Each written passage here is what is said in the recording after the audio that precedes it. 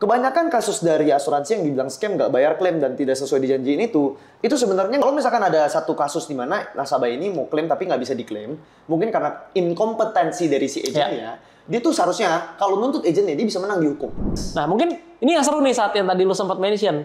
Jadi gue pengen nanya yang mengenai tadi yang mobil BMW ya kan atau sport car atau nggak jam-jam mahal kan, jam-jam mewah, habis itu rumah mungkin, dan yang gue lihat di sosial media itu kan banyak sekali. Ini yang gue lihat ya, mungkin banyak juga yang nggak gue lihat, tapi kalau dari kacamata gue banyak banget agent insurance yang udah sukses ya, contoh kayak lu lah gitu ya. Waduh, masih umur 20 sampai 25 ya kan, 25, 26 ya pokoknya masih di bawah 30, tapi udah punya income miliaran, udah punya sport car atau jam tangan mewah, beli rumah segala macam di usia yang relatif muda. Nah pertanyaan gue itu emang dianjurkankah cara seperti itu? Atau memang itu kemauan sendiri? Karena gue lihat rata-rata mungkin lah nggak bisa bilang semua ya, 80% lah ya. Yang tadi lah yang paling kelihatan mobil lah, ya kan? Oh mobil pertama emang keren ya. Ini di sini disclaimer ya, gue bukannya mengatakan bahwa kita nggak boleh pamerin kita punya mobil, boleh lah ya kan? Kalau beli pakai duit halal kok, mau pamer ya pamer silakan gitu, nggak ada urusan ya kan? Boleh aja, bisa sometimes bisa memotivasi orang lain juga. Cuman pertanyaan gue adalah apakah itu memang harus dilakukan sebagai agent atau gimana? Jadi kita ngomongin dari edukasi ya, mungkin dari edukasi dalam sistem asuransinya ya. Jadi gini, asuransi itu kan sebenarnya pemasarannya di Indonesia ya, paling besar itu adalah melalui tenaga pemasar, agent ya, kita ngomong gampangnya agent. Jadi agent itu sebenarnya nggak langsung kontrak sama si perusahaan asuransi. Oke. Ya, sebenarnya gini, sorry ya, gue rephrase. Dia langsung kontrak sama perusahaan asuransi, tapi biasanya dia ada wadah, nama wadahnya tuh agensi. Oke. Ya kan, agensi nih. Jadi kayak contoh misalnya. Jadi satu perusahaan A bisa punya beberapa agensi gitu. Dia boleh punya beberapa agensi. Oh, dan punya sistem yang beda pasti. Sebenarnya sistem penggajian dari perusahaannya semua sama. Tapi sistem edukasinya, ya mentor. Ibaratnya kan agensi itu kan yang kita beli apa? Mentornya. Oh, gua ngerti nih. Misalnya gini, ini ada perusahaan asuransi nih di sini, ya kan? Jadi perusahaan Denis saja enggak ya? Salah nih, ini perusahaan asuransi nih misal. Habis itu lu sebagai agensi A, gue sebagai agensi B. Ya. Terus gua ngajarin gitu. Oh kalian harus ya beli BMW, harus beli jam tangan mewah, beli rumah, biar kalian kelihatan keren. Betul. Nah tapi lu nggak ngajarin. Gue ngajarin kayak ya udah, lu yang penting jualan aja. Nah berarti 100 orang di sini sama 100 orang di sana beda nih cara stylenya. Oke ngerti gua. Jadi sebenarnya bukan perusahaan asuransi yang menganjurkan, tapi biasanya dari agensinya. Ya. Nah kalau dari pribadi gue ya, sebenarnya agensi gue ditanya yang mana. Sebenarnya agensi gue itu kalau gue telusuri budayanya ya memang mereka ya itu flexing harta. Ya. Sebenarnya gini. Kenapa flexing harta? Tapi kita ngomong, kalau dibilang apakah gue setuju, tapi tidak sepenuhnya setuju. Apa dibilang gak setuju, juga gak sepenuhnya setuju. Kita ngomongin netral aja ya. Kalau misalkan dibilang kayak flexing harta itu sebenarnya pointless. Karena lu cuma jual value sebatas harta lu doang. Lu gak punya value lain, makanya lu flexing harta. Ada orang bilang kayak gitu. Ya. Menurut gue kurang setuju. Karena gini, kalau misalkan gue jual handphone, yang gue pamerin apa? Etalase, segala macam. Etalase. Ya. Store, segala macam ya. Paling yang penting mewah adalah ya. Handphone ya. Ini Den, nih. Ya. Handphone gue ini, fiturnya ini Den. Ya. Oh, ini kalau lu pakai ini kelihatannya elegan banget. Coba lu pakai, nah, lu pegang, lu bisa pegang. Ini ada physical evidence. Kita ngomongin marketing communication-nya. Ini ada physical evidence. Kalau asuransi itu tidak ada physical evidence. Physical evidence-nya cuma satu, polis. Ya. Polis semua orang kan sama bentukannya. Ya kecuali beda. Misalkan polisnya gue masukin ke dalam kotak parcel, gue ada isi apa-apa, ya itu beda. Keren, itu value plus dari gue. Ya. Tapi basically kita ngomongin nggak perlu ada value plusnya, cuman basic produknya doang. Ya itu ibaratnya siomaynya itu ya polis ini semua bentuk sama. Ya. Iya kan? Nah jadi nggak ada unique selling point-nya pertama. Nah jadi yang harus dimiliki agent adalah dia jual diri dalam tanda kutip. Ya. Ibaratnya jadi mentor gue yang paling gede nih, yang founder agency gue, dia bilang kemarin tuh baru gue ikut seminar, dia bilang gini, tokonya kita adalah ya diri kita sendiri. Diri kita adalah toko berjalan. Lu misalnya ada perusahaan, ada ibaratnya apa ya? Toko, misalnya kita ngomongin toko golf nih. Misalnya toko golf A sama toko golf B. Ya. Toko golf A tuh bagus banget. Mewah, keren. Pintunya otomatis, AC-nya dingin, pencahayaannya bagus, kelihatannya kayak mewah banget. Sama toko kayak itu kayak top golf yang di SCBD ya, itu premier kan, bagus banget, ada barnya, ada puttingnya. Nah tapi ada satu lagi nih yang ibaratnya ya produknya sama, tapi tokonya nggak didekorasi. Lu cuma lihat sekilas, lu belum tahu produknya, lu masuk yang mana? Padahal barangnya sama aja ya. Sama. Gue masuk yang mewah dong. Masuk yang mewah dong. Nah itu manusia itu memang judge dari first impression sama dari appearance. Ya kita bilang don't judge a book by its cover. Itu sebenarnya setuju nggak setuju karena basically people judge book by its cover. Makanya kita disuruh berpenampilan bagus. Nah itu penampilan bagusnya itu yang dijual. Itu masih ganteng dong satu. Masih ganteng. Ya. Pengen Masih rapi ganteng ya. banget ya kan. Lu lihat kalau kita main golf kan kecil banget ya. Tapi depan kamera kan ya itu karena gue memutuskan untuk dress up. Jadi Nggak kayak gue gitu ya. Tadinya kaos hitam, kaos putih. Karena gue bilang cuci aja rambut lu, nggak usah pakai wax, ngapain lu? Enggak lah, bercanda ya. Tapi lu sebagai content creator pun juga kalau mau konten maunya yang kelihatan bagus lah, representable gitu. Nah, sekarang pertanyaan gini, satu, kalau gue kucel kumel, gue datang ke orang pakai kaos sama celana pendek, ya kan, kaos oblong lagi, terus bawa Wah, anjir gue banget.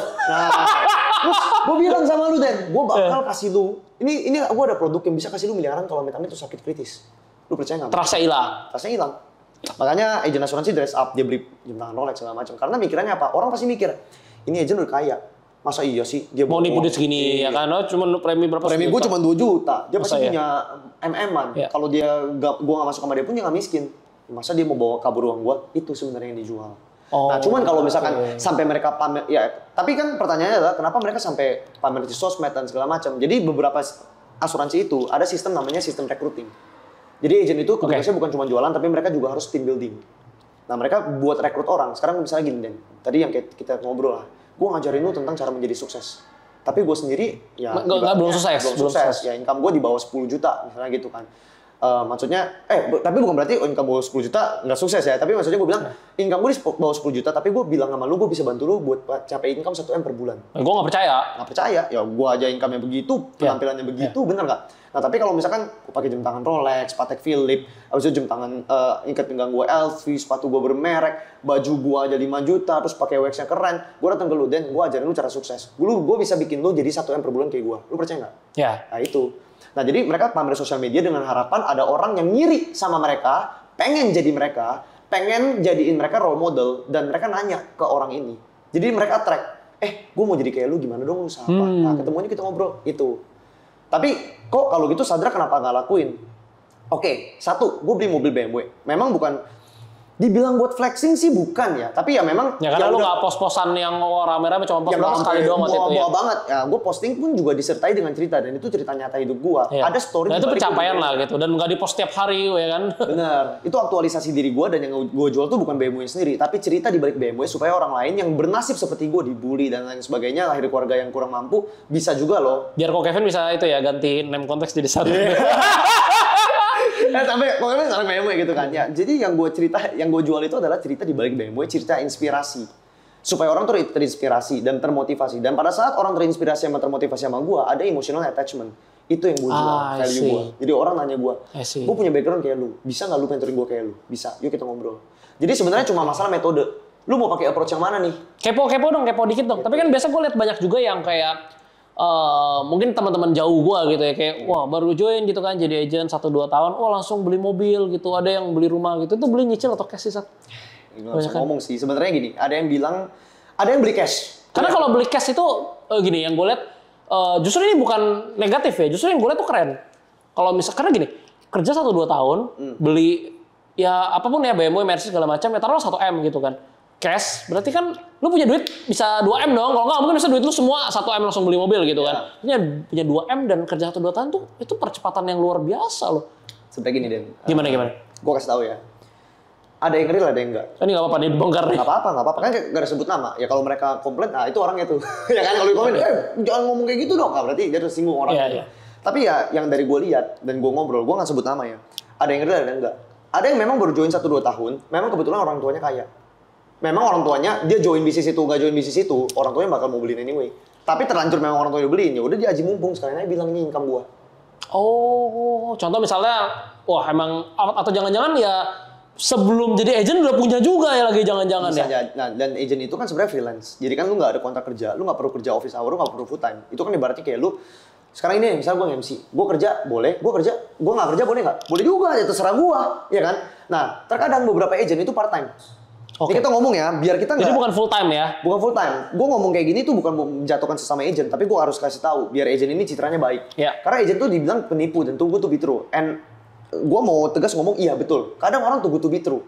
Tapi nggak semua. Nggak semua. Ya, beberapa tuh good to be true, yes. And when it's too good to be true, it's not true. Bener ya? Ya. Dia orang mungkin dia punya usaha tambang. Dia join jadi asuransi. Ngakunya dia brandingnya jadi agen asuransi, padahal di belakang punya usaha tambang. Dia beli rumah baru, Ya, mau beli mobil 10 M juga bisa ya. dari usaha tambang, tapi bilangnya klaimnya dari asuransi. Kecuali dia kasih lihat slip pajak dia atau slip komisi dia memang dari asuransi segitu. Nah makanya gue salutnya kalau orang misalkan memang dia berani buka. Seret nih, income gue segini. Nah itu ya bisa dibilang 80% benar. Benar Ya kan? Dan ada yang kayak gitu ya? Ada. Oke. Nah, tapi kan ada juga yang branding-branding, tapi dia bilang ini pencapaian dari Ya, dia. ya, Tapi ya. buktinya apa? Iya, iya. Paham ya? Ya, Nah, ngerti. jadi kayak yang gue nggak suka adalah gue nggak salahin lu flexing as long as you're honest. Tapi lu jangan bodoh-bodohi orang menurut gue. Karena dengan Karena kalau misalnya beneran tuh justru keren, keren dong ya kan? dan ada, bukannya nggak ada loh, Dan ada. Iya 1-2 tahun, 2 tahun, 3 tahun bisa mobil BMW keren. Ada di kantor gue banyak yang dari zero to hero tiba-tiba naik lebih cepat. Ya, Joey-nya belakangan dari gue tapi naiknya lebih cepat dari gue ada dan banyak juga yang jujur. And gue respect banget orang itu. Ya. Gue pasti approach, Itu keren, gue ya. tanya insight Caranya gitu, segala macam strategi pasti. ya. Tapi ada juga orang-orang yang memang dia yang ngaku-ngaku aja. Berarti nggak yang kita lihat semua di sosmed itu nggak bisa 100% kita telan mentah-mentah ya? Bener. Nah tapi satu yang nggak bisa bohong Dan. Kalau memang lu merasa kayak orang ini sukses, lu ajak dia ngobrol aja. Dari omongannya ketahuan kok. Apalagi soal industrinya segala macam. Dari omongan ketahuan. Jam terbang itu nggak bisa bohong. Iya. Lu bisa bohongin hasilnya, tapi lu nggak bisa bohongin proses lu. Nah makanya gue kayak, kenapa Sadrak ini nggak flexing seperti agent-agent lainnya? Apakah dia memang income-nya nggak punya segitu? Gue bilang punya. Tapi kan gue lebih suka ikutin lu, ya kan, beli Bitcoin. Oh Bitcoin nggak mungkin gue buka, bisa ditembak. Berarti banyak dong Bitcoin. Ya gue investasi Berarti, ke Bitcoin, gue investasi ke bisnis saham gue. ya. Terus kan gue puter modal gimana caranya bisa content creating dan semacam supaya grup gue ini bisa kasih value lebih Dan bisa grow. Bisa dikonversi menjadi uang lagi kan. Berarti tadi salah satunya juga mungkin tips yang menarik itu berarti gini ya Satya. Ketika kita mau beli produk insurance ataupun kita pengen cobain menjadi seorang agent jadi profesi gitu, pengen cari duit, berarti kalau bisa jangan langsung satu ya. Maksud gue gini, kalau bisa lu ketemuin 3 sampai 5 agent, lu ketemu, lu ngobrol, lu lihat selak-beluknya, latar belakangnya, empatinya gimana, karakternya sampai lu ketemu yang cocok baru join ya. Bener. Karena gini, itu bener banget. Karena yang gue pengalaman dalam tim building di bidang asuransi ini adalah lu nggak bisa punya tim yang mungkin secara kapasitas dia ada, potensi dia ada. Apalagi dia udah modalnya memang lahir di keluarga kaya. Tapi sekalinya nggak cocok ngomong sama lu, chemistry nggak dapet, itu tim nggak bakal jalan. Apa udah ya? Berantem apa segala macam ya. Bener. Namanya kalau orang nggak cocok ya nggak cocok lah. Nggak cocok. Lu mau kerja ya. Ini filosofi. Kalau filosofi gue banyak dari bapak gue. Bapak gue bilang dalam hidup tuh nggak boleh salah pilih 3. Pertama nggak boleh salah pilih juru selamat agama ya kan. Itu pasti lu ya susah lah hidup lu jadinya. Kedua adalah nggak boleh salah pilih pasangan hidup.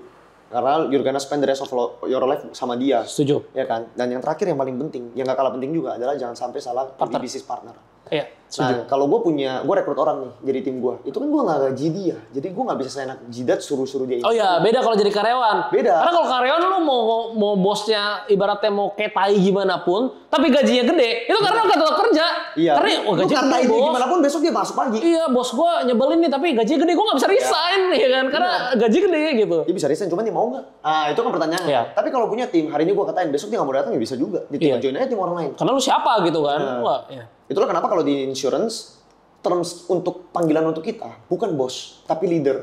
Berarti kalau misalnya andai kan ada orang nih tiba-tiba datang nih, cuk satu gue mau bantu, gue mau cari duit segala macam gitu, belum tentu diterima juga dong ya? Ya gue ajak ngobrol dulu. Cocok nggak? Ya. Value nggak kalau misalnya orangnya kayak wah ini nggak jelas nih malah bisa jelekin reputasi segala macam, mending nggak diterima. Ya. Karena gini, asuransi itu lucu. Nah itu kayak Lamborghini orang asuransi itu. Oh, iya. Suaranya itu. Iya. Sampai orang tua ya tanya. Jadi soalnya gini. Atau kayaknya supir lu kali di bawah tadi. Bisa jadi kayaknya. Panasin mobil. Mobil gue deh. Gak pernah gue posting aja kan. Saya bercanda. Jadi ya kalau misalkan sistem recruiting itu gini. Produk asuransi itu lucu. Lu nggak boleh. Kan produk asuransi adalah bukan produk yang sekali lu jual selesai. Ya. Gak jual putus. Lu bakal punya namanya kontrak. Kontraknya kadang seumur hidup berapa. Pokoknya jangka panjang lah ya kan.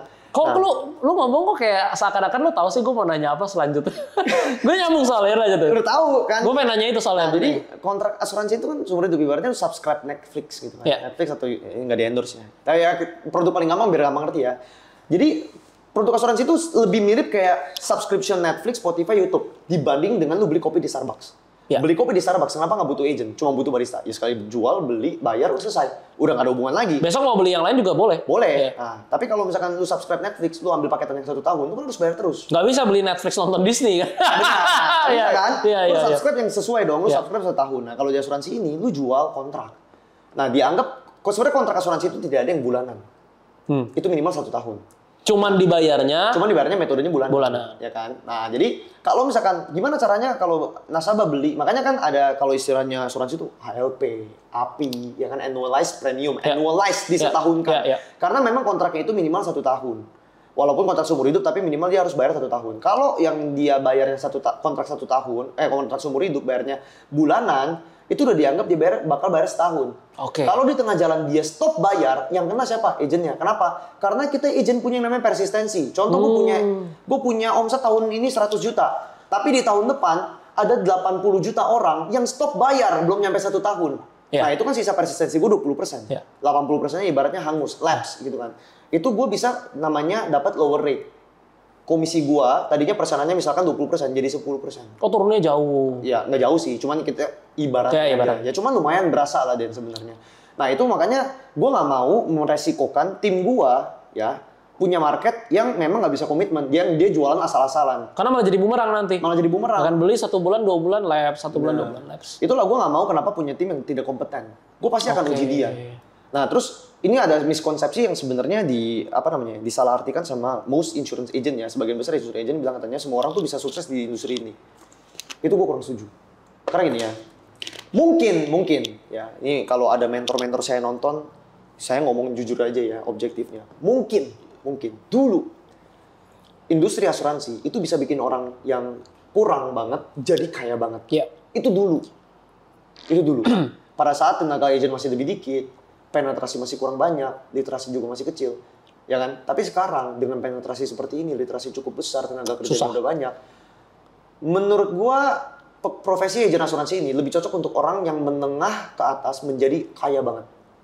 Oh. Kenapa? Karena sebenarnya bukan berarti yang menengah ke bawah nggak bisa ya jalanin agent asuransi bisa, tapi dia akan mengeluarkan effort lebih besar karena main quantity lebih banyak.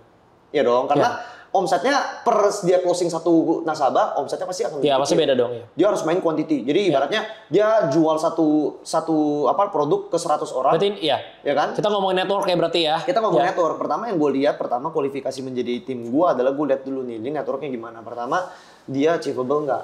Apakah dia ada market di sekeliling dia? Ya. Karena kita nggak bisa pungkiri asuransi itu dijual pertamanya kepada ring 1, ring 2. Ya. Pergaulan Ring 1 itu dia, berarti termasuk keluarga, teman dekat sahabat, ya kan. Teman dekat, lalu teman sekolahnya yang udah lama nggak ketemu itu ring 2 baru ke orang asing. Nah, ring 3 itu paling belakang. Kenapa? Paling susah. Karena, benar. Batu loncatannya itu ring 1, ring 2. Nah, tapi sedangkan sekarang ring 1, ring 2 pun juga susah dijangkau. Kenapa? Karena orang udah jadi skeptis dengan banyaknya kasus penipuan asuransi dan Ya. segala macam. Lu nggak boleh cuman punya ibaratnya ya gue agent, lu keluarga gue beli, nggak bisa. Lu mesti tunjukin dia bahwa lu komitmen dan lu punya value. Ya. Nah itu udah menjadi bahan pertimbangan nih. Pertama lu economical status keluarga Ya. lu kayak gimana? Ada nggak di tim gue yang dari black background itu? Ada, tapi nggak banyak. Karena gue bukannya apa? Pertama, bukannya sombong ya. Pertama nih kita ngomong realistis. Pasti akan buang waktu dia lebih banyak. Lebih baik dia cari pekerjaan lain, kumpulin network dulu. Pada saat tahap yang tepat dia baru panen. Benar, Ya setuju. kan? Dibanding gue paksain dia. Karena ya eventually dia bakal stuck di sini. Gue nyampe sini, baru nyampe sini stuck. Karena udah kehabisan orang di prospek. Ya.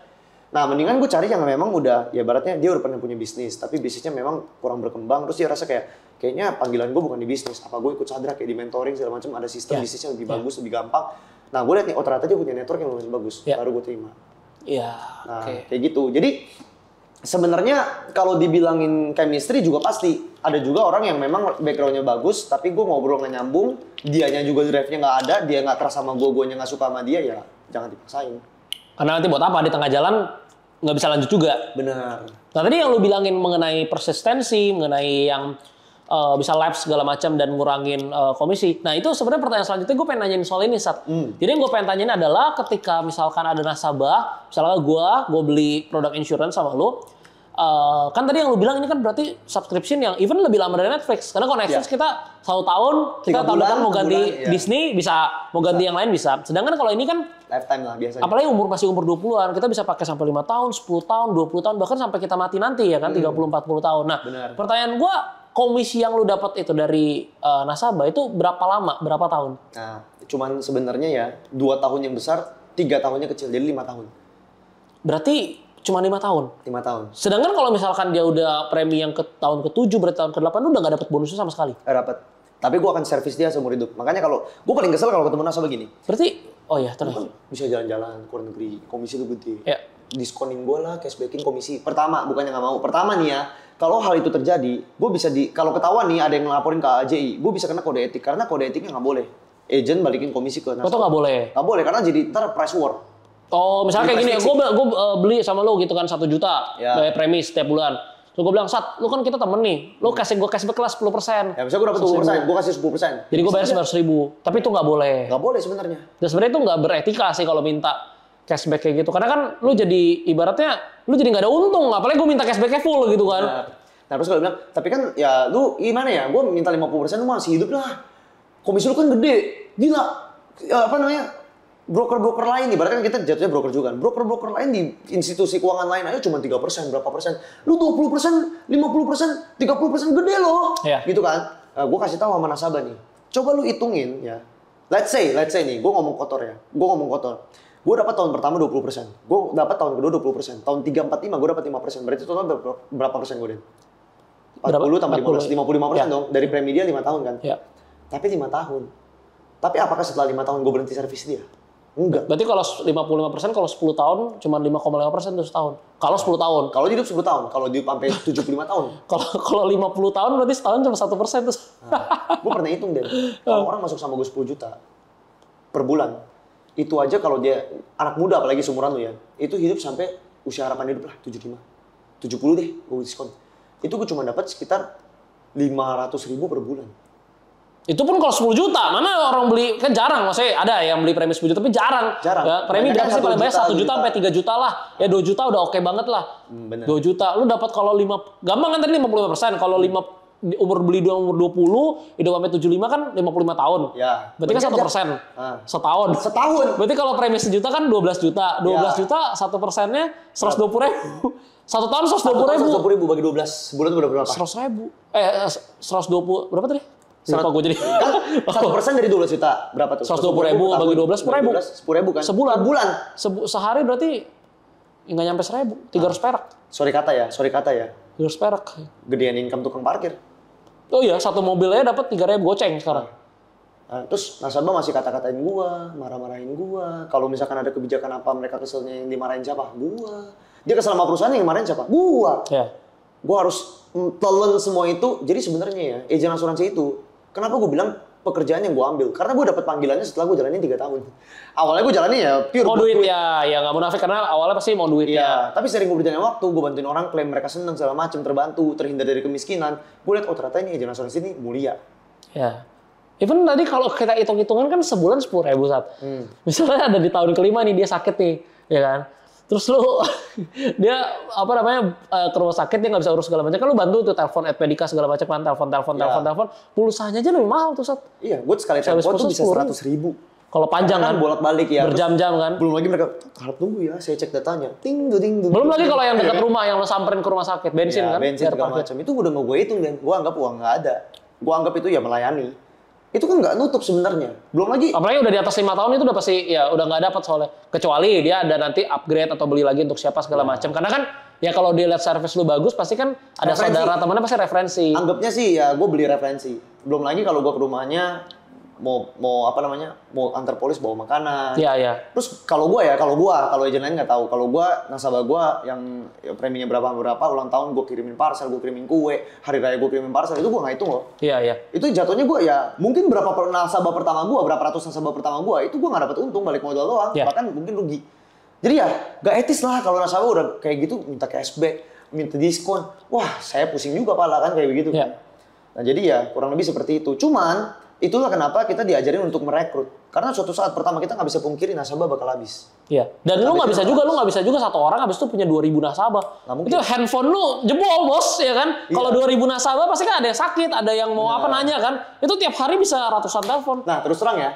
Jadi nasabah yang gue handle itu, yang gue jual sendiri dari awal gue join sampai sekarang itu cuman di bawah 50 dan paling 20-an dikit sekian. ya. Iya, bahkan di bawah 30. Karena gue juga bukannya yang terlalu ambis mau punya nasabah banyak. Kenapa? Daripada gue jual quantity, mending gue jual quality. Karena kalau kuantitinya banyak pun nanti jadi nggak ke-handle, malah kualitinya jadi jelek. Malah gue jadi cap jelek, ya kan? Iya, sedangkan kalau yang tadi cuma kayak 50 nasabah nih lu bisa kontrol semua. Iya. Ya kan, segala macam dan bisa kasih value terbaik. Gue nggak salahin orang yang punya ratusan nasabah. Cuman ya, kalau ditakar dari kapasitas gue nggak siap aja kalau misalnya harus handle 200 nasabah misalnya gitu kan. Telepon terus segala macam. Nah, kan orang kan sakitnya gantian nih, ya kan? Kalau 200 nasabah berarti probabilitas orang sakit subuh-subuh masuk UGD kan gede. Gue bisa nggak tidur, Gil. Ya kan? Jadi kalau gue nggak tidur, jadi apa yang gue lakukan? Tapi gue ada lemparan sih. Jadi kalau sama lemparan itu 50. Lemparan dari mana? Dari tim-tim gue yang memang udah tengah jalan, udah nggak mau lanjutin. Dan lo yang urus jadinya. Ya, gue pesan sama mereka. Gue bilang kasih semua kontak nasabah yang terdaftar. Kau tanggung jawab ya. Gue yang tanggung jawab. Kalau kan nanti kalau misalnya tiba-tiba dia butuh segala macam, jadi reputasi lu kena juga. Soalnya reputasi gue nggak kena, reputasi dia. Karena dia nggak tahu sebenarnya. Oh iya. Tapi gue ya balik lagi. Sebenarnya gue di sini cari uang, nggak munafik. Gue nyari uang. Tapi kan gue juga jual value. Ya. Jual value ya gue layanin orang-orang yang memang udah punya asuransi, memperbaiki industri asuransi lah dan nama asuransi. Dan kedepannya jangan sampai ditinggal-tinggal ya nasabah. Iya, jangan sampai ditinggal-tinggal ya. Nanti mereka jadi kecewa. Kalau mereka kecewa nggak punya asuransi, hidup mereka jadi lebih susah lagi. Dosanya ya gue tanggung. Itu satu. Kedua, kalau gue servis kan gue nggak ada rugi. Gue keluarin effort tapi gue dapat kredibilitas. Mulut mereka bakal ngomong. Bahkan gue tuh suka iseng. Temen-temen gue tahu gue di asuransi. Mereka agentnya bukan gue atau bahkan bukan dari perusahaan yang sama dari gue. Mereka nanya gue, minta bantuan klaim orang tuanya, minta nanya polisnya segala macam, gue layanin. Gitu loh. Ada yang memang akhirnya pindah ke gue kah atau nambah polisi gue atau referensi saudaranya, ada juga yang enggak. Gue nggak masalah. Yang penting kredibilitas gue, reputasi gue naik. I see. Berarti kalau misalkan mau konsultasi ini tapi bukan mau beli nih, cuma mau tanya-tanya gitu, boleh gak, Sat? Boleh, sering banget. Oh boleh? Banyak yang DM gue gitu kan. Boleh gak kalau misalnya mereka yang lagi nonton gitu, misalnya ada nggak ngerti soal insurance dan pengen tanya-tanya, boleh hubungin ke bawah atau WA atau Gform lah ya? Jadi boleh kan di Instagram gue ada link, itu bisa ada langsung ke WhatsApp bisnis gue kalau. Nanti langsung gue taruh di bawah aja ya. Jadi kalau misalnya mungkin teman-teman yang lagi mau beli insurance atau bingung produk apa lebih baik segala macam bisa ngobrol-ngobrol gitu ya. Jadi nggak harus beli ya. Nggak harus beli. Tapi bisa dapetin knowledge baru lah tentang insurance. Mungkin dari sisi yang lebih netral dan objektif gitu ya. Karena bukan cuma jualan nih, jualan. Karena kan gue kenal lo gitu ya. Jadi bukannya orang yang oh ya nih, ayo nih, klik link di bawah beli gitu ya kan, transfer premis 1 juta, bukan yang kayak gitu, tapi di mana supaya mereka bisa lebih tercerahkan dan bisa punya beberapa opsi gitu. Seperti yang tadi gue bilang gitu kan, jangan pernah percaya cuma satu orang, apalagi kalau kalian sangat awam gitu ya. Kalian tanya ke tempat A, ke tempat B, ke tempat C, dan akhirnya kalian bisa menentukan sendiri yang mana nih kira-kira agent yang oke, yang kompeten, yang benar-benar ngerti produk, ya kan, dan juga produknya yang bagus gitu. Karena kan pas udah ngobrol pasti ketahuan nih. Kalau di sosmed kan nggak akan ketahuan. Banyak nih yang bikin konten. Oh kalian tuh butuh insurance yang kayak gini, ya kan, yang premi sekian dari income segala macam. Kalau mau beli klik link di sini ya. Tapi ketika kita bisa ngobrol langsung, kita tahu nih. Kita tanya apapun ya, Sat, kesehatan gimana nih? Kalau kritis gimana? Jiwa gimana? Gue income gue segini. Pas lu udah mulai jawab segala macam, pasti kelihatan tuh kompetensinya. Dan mau beli atau enggak itu urusan belakangan. Bener. Yang penting punya dulu knowledge-nya supaya nanti nggak kayak gini. Udah 2 tahun, asuransi scam. Jadi nggak kayak gitu, ya kan? Jadi citra asuransi nggak jelek. Karena kalau citra asuransi jelek secara general, gue pun rugi.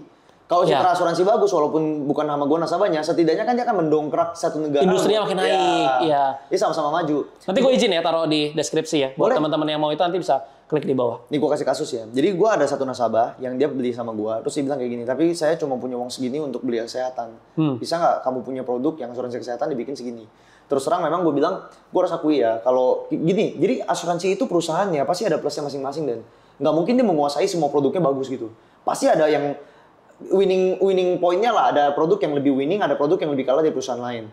Nah terus gue bilang sama nasabah gue, ya udah kalau dari gue asuransi kesehatan segini, sekat kritis segini, jiwa segini, lu bisa ngambil paket. Gue cuma bisa afford yang jiwa sama kritis karena dia udah compare ke perusahaan lain, emang ini yang paling oke. Tapi yang untuk kesehatan gue keberatan.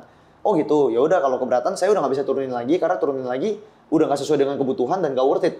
Ya kan? Jadi mendingan lu nggak usah ambil. Terus solusi saya apa? Saya punya kontak. Nah, jadi gue ada temen nih. gue mah tipe agent asuransi yang temenan sama semua agent asuransi, paham nggak? Even dari perusahaan lain. Dari perusahaan lain, ya kenapa harus dimusuhin, bener nggak? Karena kan bisa tukeran insight dan lain sebagainya. Kita nggak tahu ke depannya kita ada betul. cuan apa segala macam. Open to all opportunity dong. Gue ada satu temennya yang memang setelah gue ngobrol, gue temenan sama dia dari kuliah.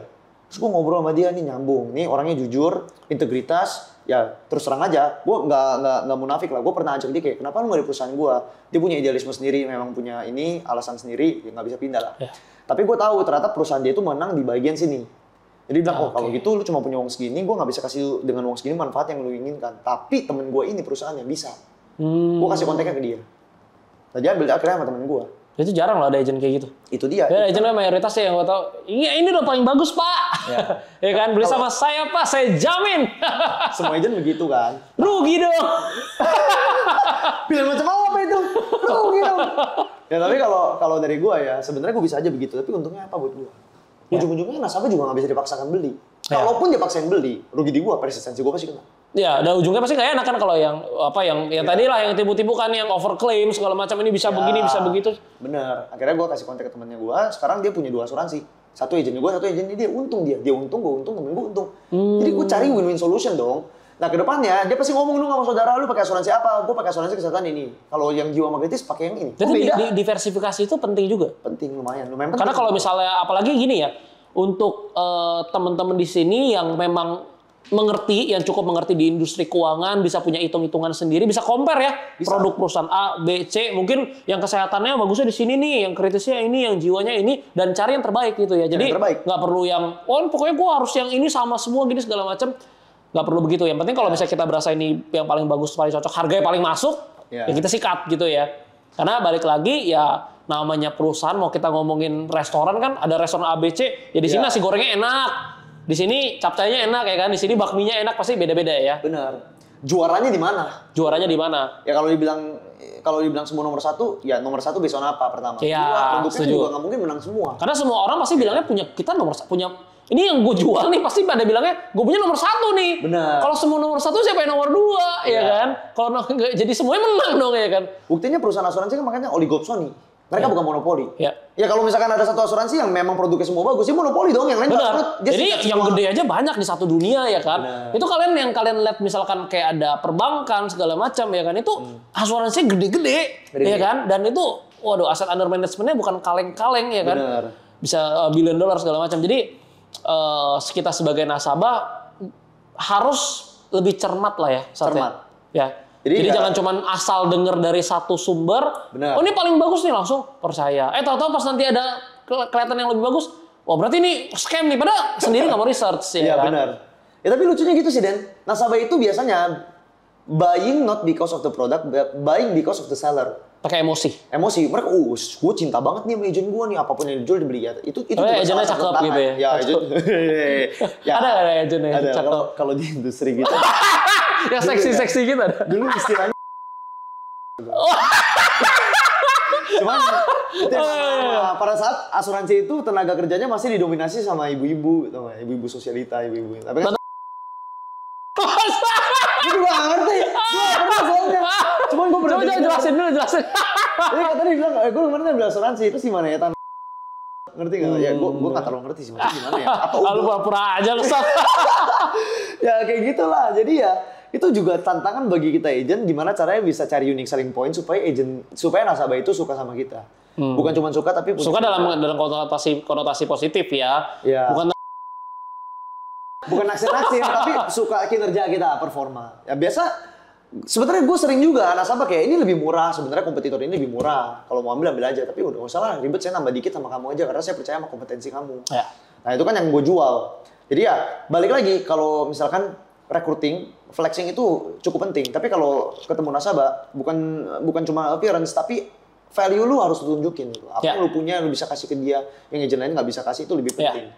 Nah, tergantung lu penempatan dirinya di mana, pakai metodenya pada saat kapan, pinter-pinteran lu. Makanya asuransi ini dibilang sekarang bisnis. Kenapa? Karena ya approach-nya begitu kayak bisnis. Banyak approach dan itu seni. Nggak ada yang benar, nggak ada yang salah. Oke. Kayak gitu kan. Satu advice, sebelum penutupan kita, mungkin buat teman-teman di sini, khususnya Jiwa produktif ini mungkin penontonnya lebih banyak yang anak umur 20-an ya. Jadi mungkin 18 sampai 26, 27 tahun. Satu advice mungkin dari sisi produk insurance dan satu advice lagi untuk yang mungkin melihat bahwa industri ini cukup menarik dan pengen cobain mungkin sebagai agent insurance. Apa nih kira-kira? Pertama adalah untuk advice bagi nasabah ya. Bagi nasabah ataupun calon nasabah. Ya. Seringkali kan kita udah punya insurance, misalnya gue ketemu temen gue yang udah punya insurance tapi yang handle orang tuanya. Itu nggak salah, ya udah kalau memang udah punya insurance dari orang tua itu bagus, dibayar orang tua itu masih bagus ya kan. Jadi lebih untung. Tapi setidaknya kalian harus ngerti apa isi produknya yang kalian miliki, apa yang orang tua kalian ambil, itu kalian harus tahu. Tanya aja sama orang tua, itu bukan hal yang tabu kok. Pak, aku boleh tahu nggak produk asuransi aku apa? Nah biasa orang tua nanya nih, kamu join jadi agent ya? Ya, tapi nggak bilang aja, saya memang habis nonton podcast dan ternyata penting untuk saya tahu juga produk apa yang saya ambil supaya kedepannya saya bisa mungkin bantu. Karena kan nanti lagi urus sendiri juga kalau udah dewasa ya kan. Ujung-ujungnya pas udah dewasa lu akan didelegasikan kepada lu urus sendiri juga kan. Nah lu pelajarin aja mulai dari polis sendiri, lihat apa kalau memang nggak ngerti ya minta sama orang tua kalian ya. Boleh nggak saya minta kontak agentnya supaya saya bisa ngobrol sama dia dan agentnya harus boleh jawab. Kalau dia nggak jawab ya kalian tanya saya aja. Ya saya nggak bakal kayak paksa lu beli, gue akan ngomong secara objektif. Gue cuman jual ke orang yang memang dia nyari. Saya mau dong beli asuransi sama kamu, saya pasti beli. Gue pasti jual. Tapi kalau misalkan lu bilang kayak, coba boleh nggak bedahin polis saya? Dan polis itu kan sebenarnya boleh dibedah. Nggak ada yang confidential gimana pun juga, kecuali data pribadi, ya itu boleh tutupin. Nanti gue tinggal bedah, gue jelasin ke kalian produknya apa, kalian yang penting ngerti. Ya. Itu dulu. Nah kedua, adalah kalau misalkan kalian belum punya asuransi, kalian harus mikirin dari sekarang, jangan pikir ntar dulu deh, tunggu kaya baru punya asuransi. Enggak, kalau kalian tunggu kaya punya asuransi, mungkin boleh aja. Bisa aja, tapi pertanyaannya, kalian masih sehat gak? Ya. Ya kan? Nah, jadi kapan waktu yang paling tepat untuk beli asuransi? Sebenarnya kemarin. Tapi kan kemarin udah lewat. Ya. Jadi yang paling tepat ya hari ini. Nah, kalian cari ya kan? Tapi research. Jangan cuma dengerin dari kata saya, abis dari ilmu gua nih, kalian research lagi dari internet segala macam. ChatGPT sekarang juga bisa jawab kok ya. Asuransi kan. Company profile-nya dibaca segala macam, kayak kalian baca prospektus ya kan, ibaratnya kan kalian mau invest nih, tapi ini bedanya beli proteksi, kalian harus ngerti. Nah ngerti, abis itu kalian pelajarin, dan alangkah lebih baiknya kalian juga pelajarin polis orang tua. Kenapa? Karena suatu saat kalau amit-amit terjadi sama orang tua kita, yang bantu urus siapa? Kita. Iya betul. Ya kan? Justru yang lebih penting adalah kalian bukan mempelajari polis kalian. Kalau kalian polis kalian itu, kalian kenapa-napa, orang tua bisa bantu. Tapi kalau orang tua kenapa-napa, yang bisa bantu cuma kalian. Setuju. Nah, agent bisa bantu, ya tapi kan agent nggak tahu kalau orang tua sakit. Kalau yang bisa kontak agent, kalian yang harus kontak agent. Ya jadi itu menyelamatkan diri kalian dan keluarga kalian. Jadi, Pak boleh nggak saya izin cuma lihat polisnya doang. Nah kalau saya nggak ngerti saya tanya agent supaya suatu saat butuh saya bisa bantu. Itu penting banget. Itu untuk nasabah ya.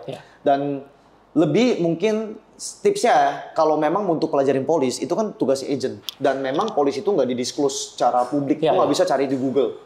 Tapi setidaknya coba pelajari agentnya dan perusahaannya deh. Lu lihat track back. Kayak ibaratnya nih, lu mau track recordnya kayak gimana ya? Dia udah berapa kali nge-MC. Performanya segala macam. Pas lewatin krisis dan pandemi kayak gimana? Iya, risk-based kapitalnya segala macam. Kalian research aja. Itu kan belajar nambah knowledge bagus juga buat kalian.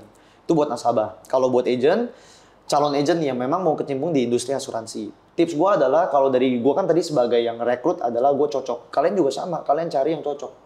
Jangan cari yang kaya. Kenapa? Karena yang belum kaya pun, nah ya kan, yang udah kaya pun belum tentu cocok sama kalian.